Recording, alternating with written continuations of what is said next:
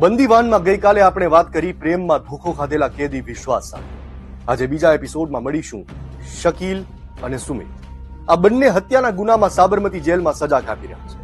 પોતે દારૂ નહોતા પીતા, પણ અન્યની દારૂની લતે તેમની જિંદગી બરબાદ કરી નાખી.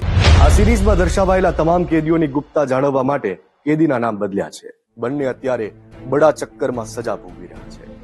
સાબરમતીની નવી જેલના 4 વિભાગ છે: બડા ચક્કર, છોટા ચક્કર, બસો ખોલી અને અંડા સેલ.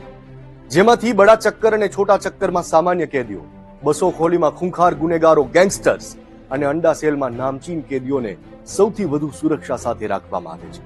સીએનું ભણતો શકીલ 27 વર્ષની ઉંમરે જેલમાં ધકેલાયો. આજે તે 36 વર્ષનો બંદીવાન બની ગયો છે. શકીલ સુરેન્દ્રનગરમાં નોકરી કરતો હતો. એક દિવસ અમદાવાદ ઘરે આવવાનું થયું ને એ જ દિવસે બધું બદલાઈ ગયું. મારા એક ફેમિલી ફ્રેન્ડને દારૂની લત હતી. ભલો માણસ, પણ દારૂનો નશો ઉતરે પછી બાકી નશામાં ગમે તેની સાથે ઝઘડો કરતો. શકીલ ઘરે પહોંચ્યો એ દિવસે દારૂડિયા દોસ્તારે હદ પાર કરી દીધી હતી. શકીલના પરિવાર સાથે તેણે ગાળાગાળી અને મારામારી કરી મૂકી હતી.